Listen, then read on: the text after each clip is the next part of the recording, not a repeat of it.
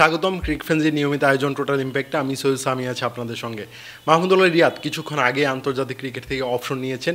বাংলাদেশের ক্রিকেটের উত্থানের পেছনে যে কয়েকজনের বিশেষ করে অবদান আছে তাদেরই একজন মাহমুদুল্লাহ রিয়াদ। তার অবসর নিয়ে, তার বর্ণাঢ্য কেরিয়ার নিয়ে কথা বলার জন্য হাজির হয়েছি। আমার সঙ্গে আছেন মুমিনুল ইসলাম। স্বাগতম। ধন্যবাদ। আমাদের শৈশবের হিরোদের একজনের আসলে অবসর, এটা বাংলাদেশের ক্রিকেটের জন্য কতটুকু ক্ষতি আর তরুণদের জন্য আসলে কতটা এটার সুযোগটা কাজে লাগানোর আসলে অপেক্ষা। যখন আপনার একজন সিনিয়র ক্রিকেটার চলে যাবে তখন অবশ্যই একজন তরুণ ক্রিকেটারের সুযোগ থাকবে সেই জায়গাটা ফিল আপ করার। সেটা যে আসলে সহজ হবে না নিশ্চিতভাবে। এটা আপনি যেহেতু প্রায় 20 বছর ধরে ক্রিকেট দেখছেন, আমিও প্রায় 15-16 বছর ধরে ক্রিকেট দেখছি, তো এটা স্বাভাবিক যখন একজন সিনিয়র ক্রিকেটার চলে যাবে। আর আপনি যে শৈশবের হিরোর কথা বললেন, আপনি তো আমার থেকে আরও অন্তত 2-4-5 বছর আগে থেকে ক্রিকেটটা দেখেন। আমরা যারা বিশেষ করে যারা 2005 থেকে যারা ক্রিকেটটা দেখা শুরু করেছি তাদের কিন্তু এই সাকিব আল হাসান বলুন, মাহমুদুল্লাহ রিয়াদ বা তামিম ইকবালের কথা বলুন, মাশরাফি মুর্তজা বা কিংবা হচ্ছে মুশফিকুর রহিম, তাদের কিন্তু একেবারে শুরুর সময়টা থেকে 2006 যে সময়টা, সেখান থেকে কিন্তু আমরা দেখার সুযোগ পেয়েছি। তার মানে হচ্ছে তাদের তারকা হয়ে ওঠার একদম সেই 16-17 বছর টকবকে যুবক থেকে একদম তারকা হয়ে ওঠা, বিশেষ করে তাদের প্রাইম যে টাইমটা সেটা আমাদের দেখার অভিজ্ঞতা, সেই দেখার অভিজ্ঞতাটা হয়েছে। এবং শুধু তাদের প্রাইম টাইম না, এটা মনে হয় যে শুধু তাদের প্রাইম টাইম বললে মনে হয় ভুল হবে। বাংলাদেশের ক্রিকেটেরই প্রাইম টাইম যেটা আমরা দেখেছি 2015, 16, 17, 18 বা 19 বিশ্বকাপের আগ পর্যন্ত, মানে ওই 15 বিশ্বকাপ থেকে 19 বিশ্বকাপ, এই সময়টা যে বাংলাদেশের ক্রিকেটের প্রাইম টাইম। এবং এটার পেছনে কিন্তু ওই বাকি 4 জনের নামে আপনাকে যেমন নিতে হবে, মাহমুদুল্লাহ রিয়াদের নামটাও ঠিক সেভাবেই নিতে হবে। তিনি অবশ্যই বাংলাদেশের ক্রিকেটের উত্থানের একজন কারিগর, নাবিক, যার কথাই বলুন না কেন।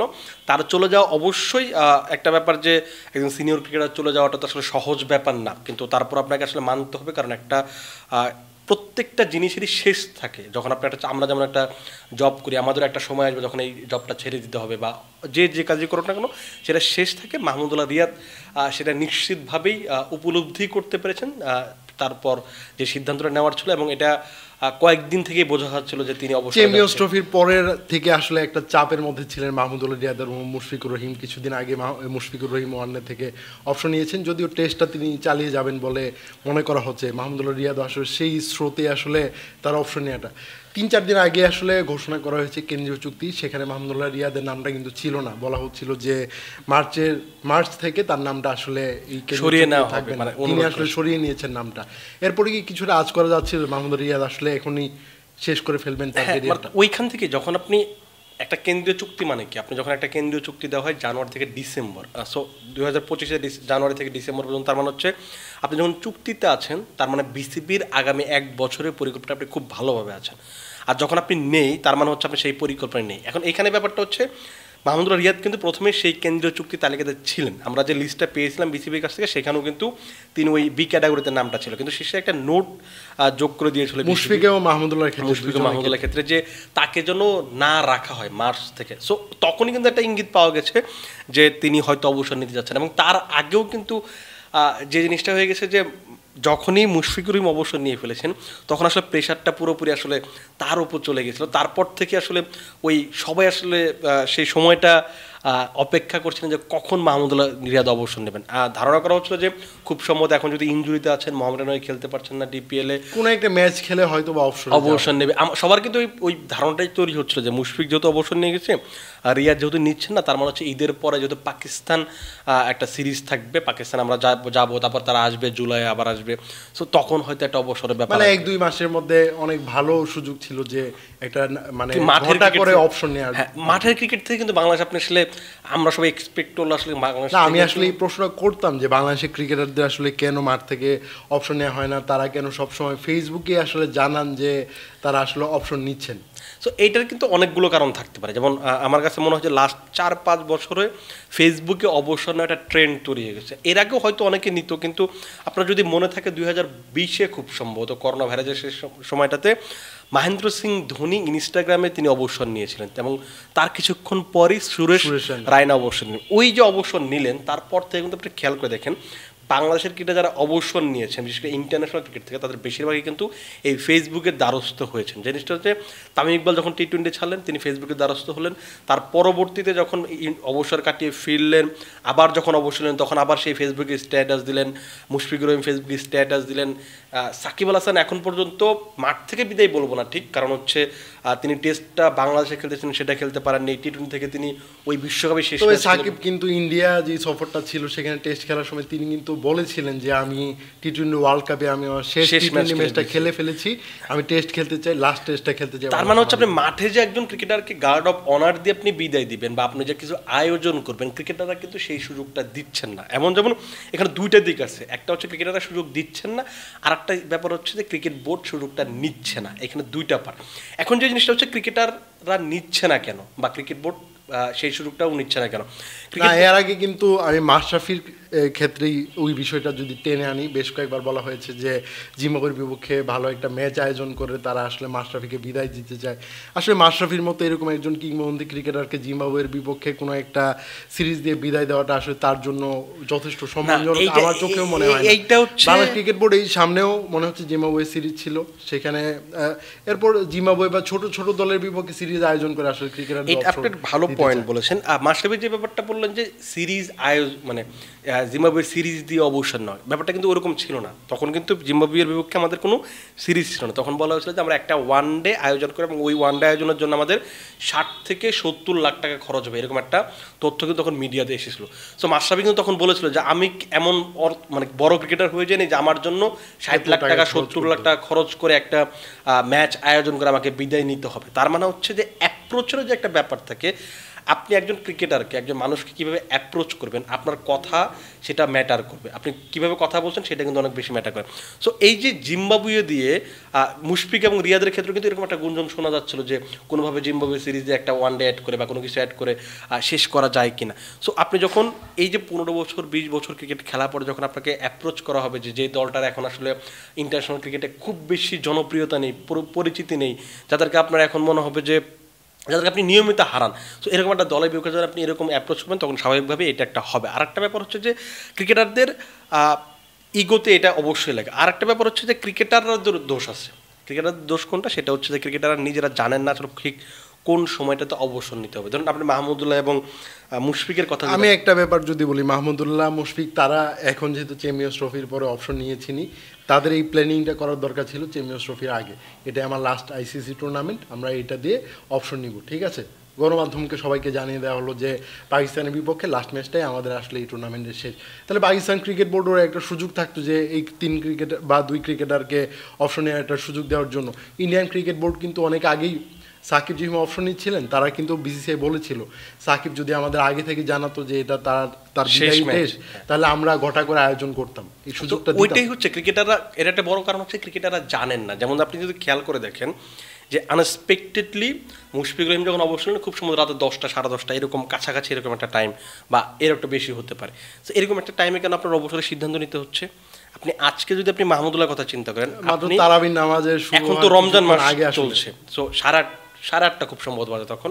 সো তারাবির নামাজ অনেক জায়গাতে তারাবির নামাজ শুরু হয়েছে, এমন একটা সময় আপনার অবসর নিয়ে, তার মানে হচ্ছে আপনি আপনার অবসর নিয়ে এখনও কনফিডেন্ট না, কনফিউজ ছিলেন। শুধু তাই না, আপনি যে পয়েন্ট আউট করেছেন যে যদি আগে থেকে বলে যেত যে 24-25 চ্যাম্পিয়ন্স ট্রফি আমার শেষ টুর্নামেন্ট, তাহলে অবশ্যই সেখানে পিসিবি বিসিবি নিজেদের একটা আয়োজন। আরেকটা কথা হচ্ছে যে তাদের তো আরও আগে ছাড়ার উচিত ছিল। আপনি একটা দল কখন কীভাবে বিবেচনা করেন? যেমন এখন বলা হচ্ছে যে আমি 27 বিশ্বকাপের জন্য দল গোছানো শুরু করেছি।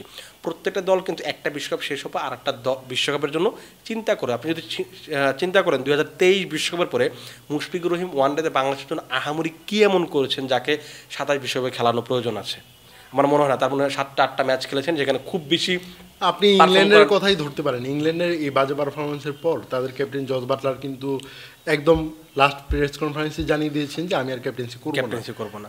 কারণ আমি স্মিথের কথা আপনি বলতে পারেন, হ্যাঁ স্টিভেন স্মিথ বলে গেলেন যে আমার সময় আমি হয়তো চাইলে খেলতে পারতাম, কিন্তু তিনি যেহেতু 27 বিশ্বকাপে ইয়াংদের সুযোগ দিতে চান সেই কারণে তিনি অবসর নিয়েছেন এবং তাকে কিন্তু সবাই প্রশংসা করছেন। ব্যাপারটা আপনি খেয়াল করেছেন যে যেদিন স্মিথ অবসর নিলেন সেদিন কিন্তু স্মিথের সবাই প্রশংসা করছেন, কিন্তু ওই দিন কিন্তু উল্টো চিত্র দেখা গেছে বাংলাদেশের ক্ষেত্রে। মানে বাংলাদেশের ভক্তরা বারে বারে মাহমুদুল্লাহ এবং কেন টেনে আনছেন, কারণ হচ্ছে যে তারা এই দর্শকরা কেউই জানেন না মাহমুদুল্লাহ রিয়াদের ভবিষ্যৎ পরিকল্পনা কি, বা হচ্ছে মুশফিকুর রহিমের ভবিষ্যৎ পরিকল্পনা কি। যখন আপনি এটা জানবেন না, ক্লিয়ার থাকবে না, তখনই আপনাকে সমালোচনা হয়। আর এই যে মাঠে বিদায় না নেওয়ার একটা বড় কারণ হচ্ছে যে অবশ্যই ক্রিকেটারদের তো দায় আছে, ক্রিকেট বোর্ডেরও আছে, কারণ ক্রিকেট বোর্ডও আসলে আপনাকে ক্রিকেট বোর্ডের উচিত ছিল এই টুর্নামেন্টের আগে অ্যাপ্রোচ করা যে তোমাদের আসলে ভবিষ্যৎ প্ল্যানটা কি।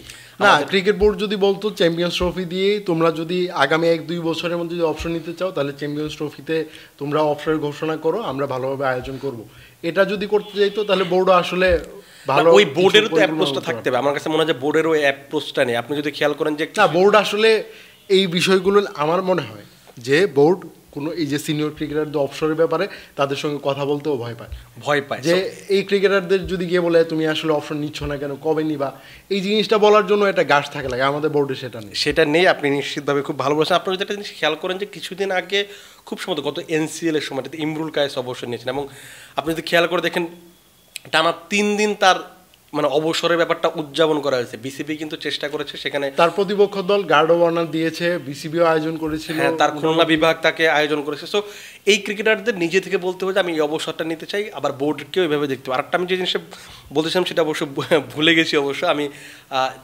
এখানে ব্যাপারটা হচ্ছে কি যে ক্রিকেটাররা ওই যেটা বললাম যে সময় জানেন না, যে জিনিসটা হয় কি এই যে ক্রিকেটাররা সমর্থকরা যখন সমালোচনা করেন তখন তাদের হঠাৎ করে মনে হয় ইমোশনালি একটা জিনিস মনে হয় ঠিক আছে আমি অবসর নিয়ে নিলাম। এইভাবে আসলে একজন ক্রিকেটার 15-16 বছর খেলার পর এরকম ইমোশনালি সিদ্ধান্ত নিয়ে আসলে ক্রিকেটটা ছাড়া উচিত না।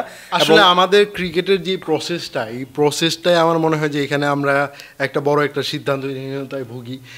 একটা ব্যাপার আসলে আপনি লক্ষ্য করবেন যে আমাদের যে সময় বিভিন্ন দল ঘোষণা হয় সবসময় তো প্রেস কনফারেন্স হয় না, হয়তো বা রাত 12টা বা 11টার দিকে হুট করে একটা মেইলের মাধ্যমে একটা দল পাঠিয়ে দেওয়া হয়। আসলে ওই সময় সংবাদ মাধ্যমগুলোরও একটা ব্যাপার আছে, 10টার পরে আসলে যেই প্রাইম টাইমটা থাকে না, পত্রিকা যারা ওরা কিন্তু 11টার পরে কিন্তু অনেকে প্রিন্টিংয়ে চলে যায়, সো ওই নিউজগুলো আসলে কাভারেজে দেওয়া হয় না।